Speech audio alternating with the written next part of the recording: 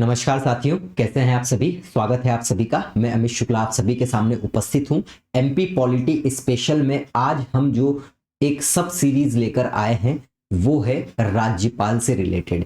और इस राज्यपाल की सब सीरीज के अंतर्गत हमारा पहला लेक्चर रहने वाला है मध्य प्रदेश के जो राज्यपाल का जो भवन रहता है, हाउस रहता है जहां पर राज्यपाल ऑफिशियली रहते हैं, उससे रिलेटेड ये पूरा का पूरा लेक्चर रहने वाला है, जिसे लोक भवन भी कहा जाता है ना। तो ध्यान रखिएगा, एक करंट की न्यूज है। बहुत सारे बच्चे अगर उसे राजभवन समझे तो उसे अब आपको राजभवन नहीं कहना है, क्योंकि इसके पीछे करंट न्यूज आई है जो अपन इसी लेक्चर में कवर करने वाले हैं। तो आपको इसे क्या ध्यान रखना है, लोक भवन। ये प्रश्न सीधा यहीं से आ सकता है थंबनेल में से कि मध्य प्रदेश के राज्यपाल के आधिकारिक भवन का नाम क्या है, क्योंकि करंट की न्यूज है तो लोक भवन है। सब चीजें अपन यहाँ पर आगे कवर करने वाले हैं। तो मैं थोड़ा सा एक दो बातें आपको बता दूं, आगे आपको कंफ्यूजन ना रहे उसी इसीलिए। तो एमपी पॉलिटी स्पेशल में जो सब सीरीज रहेगी राज्यपाल से रिलेटेड, इसके हम लगभग 4 लेक्चर लेकर आएंगे। जिसमें पहला लेक्चर है हम केवल लोक भवन से रिलेटेड बातें करेंगे, कैसे बना, कैसे निर्माण हुआ, सब चीजें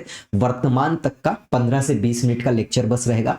अगले एक लेक्चर में हम पढ़ने वाले हैं मध्य प्रदेश के सभी राज्यपाल को कोरिलेशन से बेहतरीन तरीके से याद, मतलब नींद में भी आप उत्तर दे देंगे। अगली एक जो लेक्चर रहने वाला है उसमें हम राज्यपाल से रिलेटेड सभी तथ्य देखेंगे। कौन संविधान सभा का सदस्य रहा, कोई कार्यवाहक राज्यपाल रहा, किसी दूसरे राज्य का राज्यपाल रहा, सब कुछ देखने वाले हैं। और एक जो आने वाला है लेक्चर अंत में, राज्यपाल से रिलेटेड संवैधानिक प्रावधान A to Z, उसमें संविधान से रिलेटेड जो भी प्रोविजंस है उसे हम खत्म कर देंगे। तो इस प्रकार से एमपी पॉलिटी स्पेशल में हमारा ये सब सीरीज है मध्य प्रदेश के राज्यपाल से रिलेटेड। तो चलिए शुरुआत करते हैं। इन सभी की पीडीएफ्स के लिए आप हमारे ज्ञानदूत एकेडमी और अमित शुक्ला नोट्स पर जुड़ जाएं। व्हाट्सएप चैनल के साथ साथ फेसबुक और इंस्टाग्राम पेज को भी आप फॉलो जरूर करें, क्योंकि कोरिलेशन से ऐसी ऐसी चीजें मैं आपको याद करवाऊंगा कि आपने कभी सोची नहीं होगी कि इतनी आसान हो सकती है। और यूट्यूब चैनल को सब्सक्राइब करना तो आपके लिए बहुत ही ज्यादा आवश्यक है, क्योंकि यही आपका बेस रहने वाला है जहां से आपको सब चीजें मिलने वाली है। आप हमारी ज्ञानदूत एकेडमी को फॉलो करके रखिए, क्योंकि यहाँ पर आपके लिए एक बेहतरीन सरप्राइज मिलने वाला है। बीच में मैं आपको बताऊंगा कि, इसलिए मेरे कोई भी लेक्चर का एक भी सेकंड मिस मत कीजिएगा। और जल्दीबाजी में कुछ हासिल नहीं होता है, पहले भी करके देख चुके होंगे आप, कहीं भी पढ़े हो तो इसीलिए जो भी पढ़ रहे हो पूरा पढ़ो और डिटेल में पढ़ो, तभी कठिन प्रश्न भी आपके बनने वाले हैं। ठीक, तो लोक भवन के इतिहास की हम बात करेंगे, हिस्ट्री ऑफ लोक भवन। याद रखिएगा, जब मध्य प्रदेश का जो राज्यपाल का आधिकारिक भवन था, है ना, ये पहले किसी और कारणों से बनाया गया था। धीरे धीरे ये मध्य प्रदेश के राज्यपाल का आधिकारिक भवन बना, लेकिन जब शुरुआती स्तर था तब इसे लोक भवन ही कहा जाता था। ये आपको अवश्य ध्यान रखना है ना, मतलब जब बना तब भी ये लोक भवन ही कहलाता था। एक सेकेंड, जब ये बना तब भी ये लोक भवन ही कहलाता था। तो अभी भी हम लोक भवन के हिसाब से देखेंगे, बाकी सब धीरे धीरे आपको पता चलेगा। तो अगर हम पृष्ठभूमि की बात करें, है ना, बैकग्राउंड क्या था इसको बनने का, तो पूर्ववर्ती भोपाल राज्य, है ना, भोपाल एक स्टेट के रूप में भी शुरुआत हुई थी। तो ये सब आप इतिहास में देखोगे कि भोपाल राज्य कैसे बना, है ना। दोस्त मोहम्मद खान से लेकर आगे नवाबों तक का जो शासनकाल है, बेगमों का शासनकाल, वो सभी इतिहास की बात है। अभी आपको बस पूर्ववर्ती भोपाल राज्य की बात कर रहे हैं। तो पूर्ववर्ती भोपाल राज्य मतलब आज के वर्तमान के भोपाल राज्य से पहले का भोपाल राज्य, अंग्रेजों के समय का। तो पूर्ववर्ती भोपाल राज्य और अंग्रेजों के बीच एक समझौता हुआ था। इसके अंतर्गत क्या किया, अंग्रेजों ने भोपाल में एक राजनीतिक एजेंट की नियुक्ति की, पॉलिटिकल एजेंट की नियुक्ति की, ताकि प्रशासन को ठीक तरीके से वो संभाल पाए। यह प्रशासनिक निर्णय किस किस के बीच में हुआ, तो नवाब मेजर मोहम्मद खान, इनके कार्यकाल के दौरान हुआ था। क्योंकि हम अंग्रेजों के समय पर भोपाल की बेगमों का भी कार्य शासन था और नवाबों का भी शासन था, तो वो सभी हम देखेंगे जब भोपाल रियासत पढ़ेंगे। तो इनके शासन काल में 1816-1819 के दौरान हुआ था। ये सब आपको ज्यादा महत्वपूर्ण नहीं है, बट आप इसको जरूर पढ़ लेना एक बार, है ना। ऐसा नहीं कि पढ़ के ही नहीं जाना है, वरना फिर मैं क्लास ही क्यों लेता। तो इस समझौते के अनुसार सीहोर छावनी में एक ब्रिटिश सशस्त्र बल, आर्म्ड फोर्स भी तैनात किया गया। तो ये 2 प्रकार के समझौते हुए। इस समझौते में सबसे पहले तो भोपाल में क्या कर दिया गया, राजनीतिक एजेंट, पॉलिटिकल एजेंट नियुक्त कर दिया गया, और भोपाल में क्या कर दिया गया, आर्म्ड फोर्स भी तैनात कर दी गई। किस द्वारा, ये समझौते के द्वारा, जो अंग्रेजों और नवाब मेजर मोहम्मद खान के मध्य 1816 से 1819 के मध्य हुआ था, है ना। तो यही से इसका बेस माना जाता है लोक भवन का। आगे वर्ष 1880 तक जहां वर्तमान में लोक भवन है, मतलब आज के समय में जहां पर लोक भवन है, वह क्षेत्र एक सैन्य छावनी था। जैसे महू मध्य प्रदेश में एक कैंटोनमेंट बोर्ड है ना, छावनी क्षेत्र है, तो छावनी क्षेत्र में किसी भी प्रकार का कोई कंस्ट्रक्शन और ये सभी अनुमति नहीं रहती थी। तो उसी प्रकार से आज भी जो वर्तमान में लोक भवन जहां पर स्थित है वो एक छावनी क्षेत्र था या सैन्य छावनी क्षेत्र था, और वहां पर किसी प्रकार के निजी कंस्ट्रक्शन की या फिर निजी निर्माण की अनुमति नहीं थी। ये आप देख सकते हो एकदम शुरुआती स्तर का लोक भवन है, राज्यपाल हाउस, जो आगे धीरे धीरे बनेगा, है ना। ये है, अब इसको आप देखोगे एकदम मॉडर्न वाला, तो वो भी मैं आपको दिखाऊंगा। आगे बात करते हैं निर्माण की योजना एवं देखरेख की। अगर हम बात करें, अब देखिए लोक भवन हम कह रहे हैं, है ना। अगर हम शुरुआती स्तर देखें तो था ये लोक भवन ही, लेकिन एकदम जब जो मध्य प्रदेश के राज्यपाल जब यहाँ पर आधिकारिक भवन उनका नहीं बना, उससे पहले हम इसे क्या कहते थे, लाल कोठी कहते थे। और लाल कोठी कहने का कारण सिर्फ और सिर्फ इतना था कि लाल कलर की जो कबेलू रहती है ऊपर ईंट जैसी जो लगी रहती है, तो वो इससे बना हुआ था पूरा का पूरा, इसलिए इसको लाल कोठी कहा गया। ये मेन रीजन है लाल कोठी कहने का। तो ये जो लाल कोठी है, ये प्रश्न भी आ सकता है कि लाल कोठी किसके आधिकारिक भवन का पुराना नाम है। तो राज्यपाल हाउस जो है उसका सबसे पुराना नाम जो है वो लाल कोठी है। अब लाल कोठी के निर्माण की योजना किस प्रकार से बनी, तो ऑस्टेट कुक जो है ना, इनके परामर्श से सबसे पहले तो लाल कोठी की मैपिंग की गई कि किस प्रकार से बनना चाहिए, इसकी प्लानिंग की गई, पूरा का पूरा मैप बना। और इसके लाल कोठी के निर्माण कार्य का जो देख रेख है, सुपरविजन जो है वो भी श्री कुक की देखरेख में ही हुआ। मतलब मैपिंग से लेकर हर कार्य इन्हीं की देखरेख में किया गया। अब लाल कोठी के निर्माण की बात करते हैं, तो 1880 में नवाब शाहजहां बेगम, ये बहुत महत्वपूर्ण बात है ना, नवाब शाहजहां बेगम द्वारा वर्तमान लोक भवन का निर्माण अंग्रेजी अधिकारियों के निवास स्थान के रूप में कराया गया, और इसका निर्माण यूरोपीय वास्तुकला पर आधारित था। अब प्रारंभ में इसका नाम क्या रखा गया, लाल कोठी रखा गया। इस प्रकार 1880 के बाद से लाल कोठी भोपाल में नियुक्त ब्रिटिश राजनीतिक एजेंटों का आधिकारिक निवास बन गया। मतलब 1880 से शुरुआत यहां पर हुई थी। जो वर्तमान लोक भवन है आज के समय का, जहां पर राज्यपाल रहते हैं, वो शुरुआत में किस प्रकार से जाना गया, तो अंग्रेज अधिकारी आते थे ब्रिटेन से, है ना, कहीं से भी एक एजेंट के रूप में आते थे, तो वो सब के सब कहां पर रहते थे, वो लोक भवन में ही रहते थे, जिसे लाल कोठी कहा जाता था उस समय तक। तो सब कुछ काम यहीं पर होता था, है ना। जो भी भारत के अंतर्गत नियुक्त ब्रिटिश अधिकारी या पॉलिटिकल एजेंट जो भी थे, सब के सब आधिकारिक निवास बन गया था। मतलब अगर आप भोपाल में आ रहे हो तो वहां आपको रहना कहां पर है, लाल कोठी में ही रहना है। और ये भोपाल की नवाब शाहजहां बेगम ने इस प्रकार से इसका कार्य करवा दिया था कि आप यहां पर रहें, है ना। सर ह्यू डेली का दौरा, एक व्यक्ति है, ये भी पॉलिटिकल एजेंट ही थे, है ना। तो ये मध्य भारत जो सर ह्यू डेली थे, ये नागरिक थे, एक हिसाब से रहते थे, रेजिडेंट थे, कहाँ के, मध्य भारत के, है ना, मध्य भारत क्षेत्र के अंतर्गत रहते थे। तो ये जब लाल कोठी में आए थे, दौरा किया था इन्होंने, तो उस टाइम पर इन्होंने क्या बोला था कि लाल कोठी पर केवल यूनियन जैक का झंडा लहराना चाहिए। तो यूनियन जैक का झंडा लहराने का मतलब है कि यहाँ पर अंग्रेजों का ही झंडा लहराना चाहिए, और दैट्स इट, बस इतना इन्होंने बोला था। ये प्रश्न आपसे वैसे तो नहीं ही आएगा, बट उड़ते तीर के रूप में आजकल एमपीपीएससी ऐसे ही प्रश्न पूछ रहा है जो हर कोई नहीं पढ़ के जाए, है ना, इसीलिए ही पढ़ना भी आवश्यक है। तो शुरुआती स्तर में ह्यू डेली ने यह बात बोली। प्रशासनिक उपयोग एवं नाम परिवर्तन, अब किस प्रकार से लाल कोठी आगे बढ़ता गया, प्रशासनिक परिवर्तन क्या आए, तो वो हम देखते हैं। श्री वीपी मेनन, जो कि बहुत ही महत्वपूर्ण थे जब रियासतों का विलयकरण हो रहा था सरदार वल्लभ भाई पटेल सबके द्वारा, तो ये क्या थे उस समय पर, ये सचिव और सलाहकार दोनों के पद पर नियुक्त थे। तो वीपी मेनन जो है एक बार भोपाल आए थे और लाल कोठी में ही ठहरे, है ना। और क्या बहुत महत्वपूर्ण व्यक्ति थे, जो कि मैंने आपको बताया रियासतों को विलयीकरण के लिए ये एक भारत सरकार के प्रमुख सलाहकार थे। तो भोपाल रियासत को भी मिलाना था, है ना, 1 जून को मिला दी गई थी 1949 को। तो इस समय के टाइम पर ये आए थे। ये तो खैर पुरानी बातें बता रहा हूं मैं, लेकिन 1 जून 1949 को भोपाल जो है उनका उसका विलय कर दिया था। एमपी हिस्ट्री में देखेंगे। भारत सरकार ने भोपाल के लिए एक प्रशासनिक प्रमुख नियुक्त किया, जिसे मुख्य आयुक्त कहा गया। मतलब क्या बोल दिया गया? चीफ कमिश्नर बोल दिया गया। मुख्य आयुक्त के आधिकारिक निवास के रूप में लाल कोठी का चयन कर दिया गया।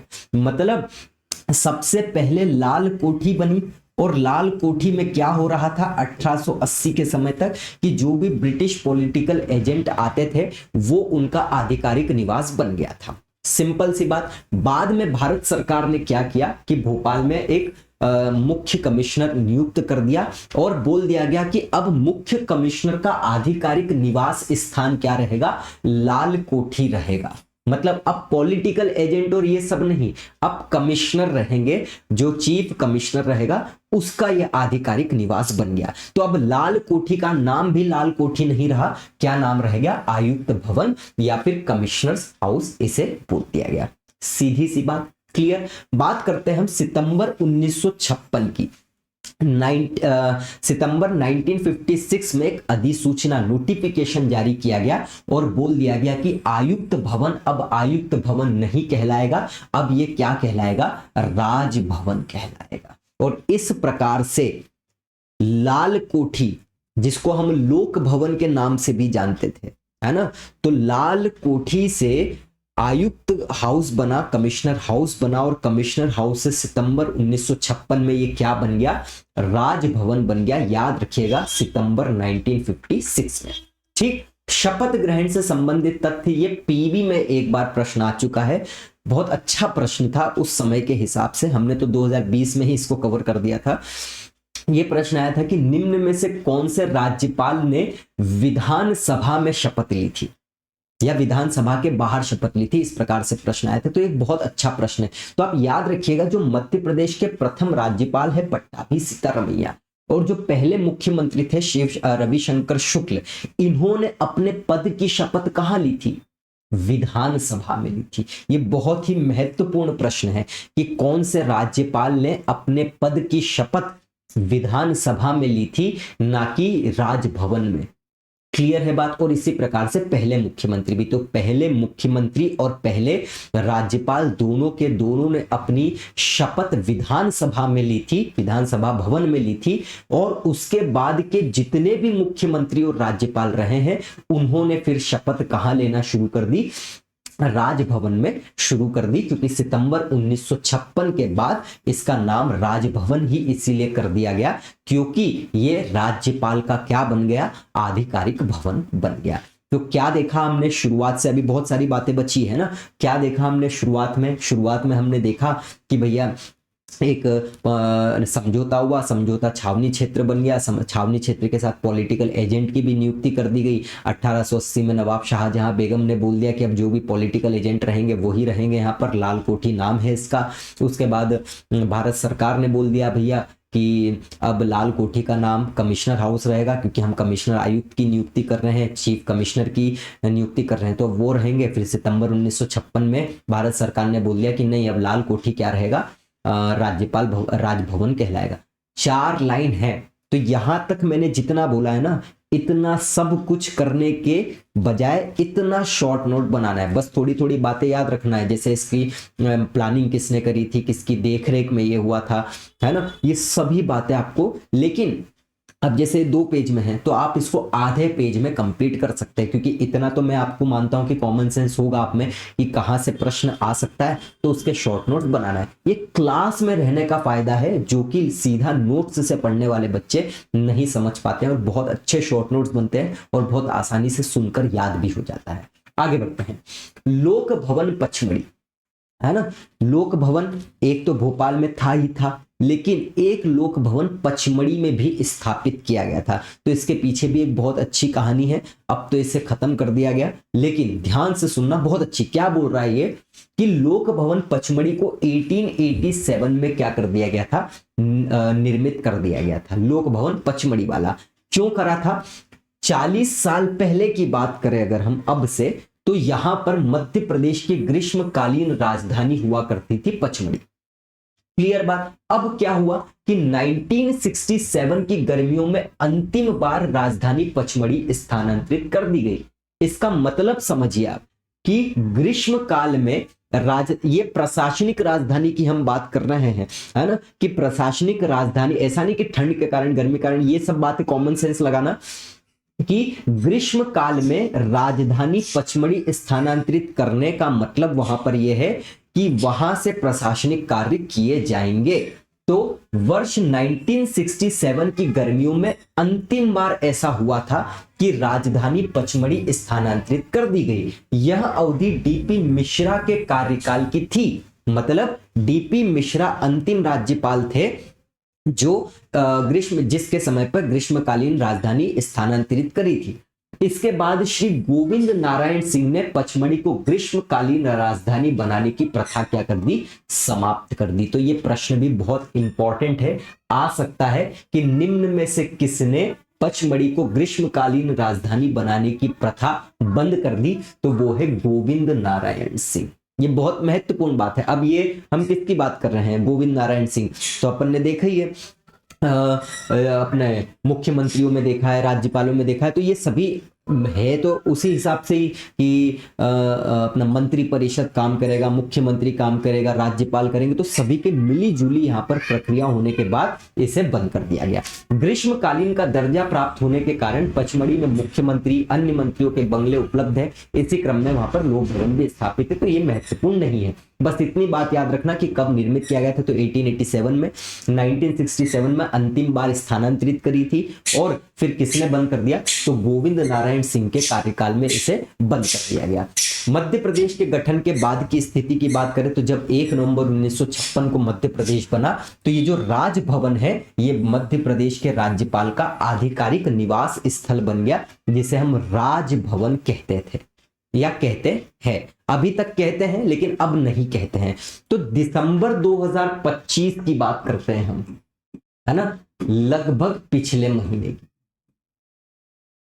दिसंबर 2025। क्या हुआ दिसंबर 2025 में, तो देखिए दिसंबर 8 की बात कर रहे हैं हम 2025। तो यहां पर ये जो केंद्र सरकार है इसका निर्णय लिया गया है। ऐसा बोला जाता है, केंद्र सरकार के द्वारा बोला गया कि जो राजभवन नाम है ये औपनिवेशिक काल के समय का नाम लगता है, इसीलिए अब इसका नाम ऐसा नहीं होना चाहिए। इसलिए भारत में जितने भी स्थल है राज्यपाल से रिलेटेड जिसे राजभवन कहा गया, उन सभी का नाम अब क्या कर दिया गया, लोक भवन कर दिया गया। और इस आदेश के द्वारा या इस निर्णय के कारण ही मध्य प्रदेश सरकार ने 8 दिसंबर 2025 को एक आदेश निकाला और ये बोल दिया कि मध्य प्रदेश के राज्यपाल का आधिकारिक ऑफिशियल हाउस जिसे राजभवन कहा जाता था, अब वो लोक भवन के नाम से जाना जाएगा। तो 8 दिसंबर 2025 को राज्य के सामान्य प्रशासन विभाग ने केंद्र सरकार के पत्र के आधार पर राज्यपाल की स्वीकृति से अधिसूचना जारी कर भोपाल एवं पचमढ़ी में स्थित राजभवन का नाम क्या कर दिया है, लोक भवन कर दिया है। मतलब लाल कोठी। अच्छा एक बात याद रखना, मैंने आपको शुरुआत में बुलाया था ना कि इसको पुराने जमाने में भी लोक भवन कहते थे। तो इस समय ये जो काल था लगभग 100 साल का, इस 100 साल के कार्यकाल में बहुत सारे विदेशी पर्यटक आए। विदेशी पर्यटक मतलब अंग्रेज होना है, गवर्नर आए, गवर्नर जनरल्स आए, है ना, बहुत सारे, लॉर्ड मिंटो भी आए थे।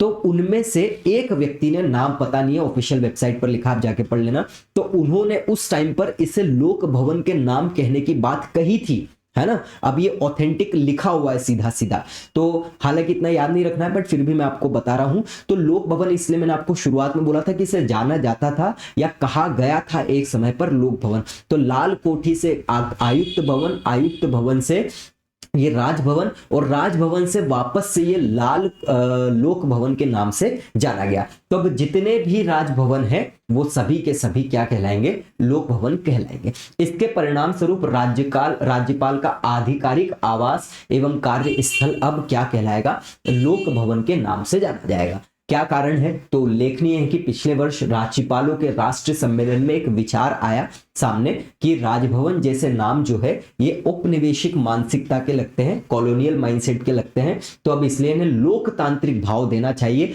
और राजभवन की जगह क्या नाम होना चाहिए, लोक भवन नाम होना चाहिए। और अगर आप देखोगे तो ये मध्य प्रदेश का वर्तमान में राज्यपाल का आधिकारिक निवास स्थल है, जिसे अब राजभवन की जगह क्या बोला जाएगा, लोक भवन बोला जाएगा। तो आप देख रहे होंगे कि पुराने समय में भी लगभग आपको ऐसे ही दिखा। तो लाल कोठी क्यों बोलते थे, तो ये इस प्रकार से ऊपर कबीलू टाइप ही बनी हुई थी, तो इसके कारण इसको क्या बोला गया था, लाल कोठी बोला गया था। और ये है इतिहास पूर्ण रूप से मध्य प्रदेश के राज्यपाल के आधिकारिक भवन का। खत्म होता है ये टॉपिक यहां पर। अगले लेक्चर में हम ये देखने वाले हैं मध्य प्रदेश के सभी राज्यपाल को कोरिलेशन से एक झटके में याद करना। मैं एक डिस्क्लेमर यहां पर देना चाहता हूं, 10 सेकंड के लिए रुक जाइएगा। मध्य प्रदेश के उच्च न्यायालय से रिलेटेड 5 लेक्चर्स मैंने आपके लिए रिकॉर्ड कर दिए हैं। 3 लेक्चर में थोड़ी सी टेक्निकल वॉइस की इशू आ गया है, मतलब आवाज जो है बहुत गड़बड़ हो गई उसमें, लेकिन मैंने पूरी कोशिश करके उसको ठीक किया बाद में एडिट करके 2 घंटे तक, है ना। बट अब जो खराब वॉइस है तो वो खराब रहेगी ही सही टेक्निकल इशू के कारण, लेकिन मैंने उसे इतना कर दिया है कि आपको सुनाई देगा। तो वो 3 लेक्चर जो है अब मैं YouTube पर तो नहीं डालूंगा, वो आपको ऐप पर ही मिलने वाले हैं, इसलिए आप ऐप को इंस्टॉल करके रखिएगा। 2 से 3 दिन में ये पूरे के पूरे कोर्स, मतलब एमपी पॉलिटी के लेक्चर्स और उच्च न्यायालय से रिलेटेड जो लेक्चर्स है वो भी मैं वहां पर डाल दूंगा। तो एमपी हाई कोर्ट से रिलेटेड 5 लेक्चर मैं फ्री में केवल 1 दूंगा, वो आपको केवल मिलेगा एमपी हाई कोर्ट के मुख्य न्यायाधीश के कोरिलेशन। बाकी एक जिसमें आवाज भी अच्छी है, जिसमें हाई कोर्ट और सबऑर्डिनेट कोर्ट से रिलेटेड मैंने संवैधानिक प्रावधान 2 घंटे में पढ़ाया है, वो भी आपको ऐप पर ही मिलने वाला है। तो ये बात ध्यान रखिएगा। चलिए तो मिलते हैं अपन अगली क्लास में, तब तक के लिए जय हिंद, जय भारत, जय Mahakal. Thank you so much.